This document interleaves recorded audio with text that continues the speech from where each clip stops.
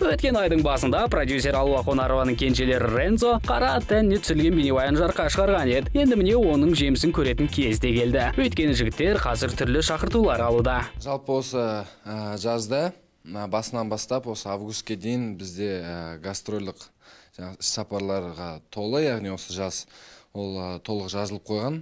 Айтпақшы, ұзын құлақтан естуімше төрттік Қазақстан бойынша гастрольдік сапарға аттанбақ. Бұның рас өтірігін жігіттердің өздерінен сұрастырдық. Ол жайында қазір келіссөздер жүріп жатыр.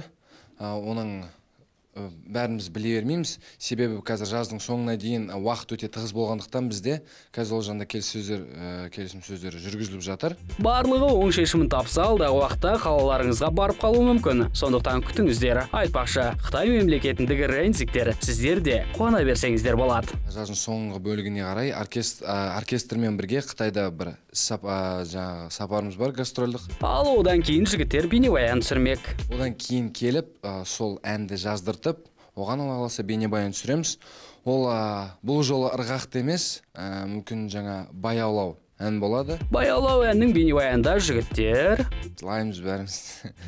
Жылайды. Ал жыламай тұрып, олар Астанадағы Sound of Kakku фестивалінде өнер көрсетеді. Сондықтан көңілді жігіттерді көруге азығыңыздар. Айтпақшы, оған сіздерді шақыруда. Бәріңізге сәлем, сіздермен бірге Рензо тобы. Және сіздерді 23 маусым күні Астанада Sound of Kakku концертіне шақырамыз. Келіңіздер, бірге көңіл көтереміз. Ендеше қапы қалмаңыздар.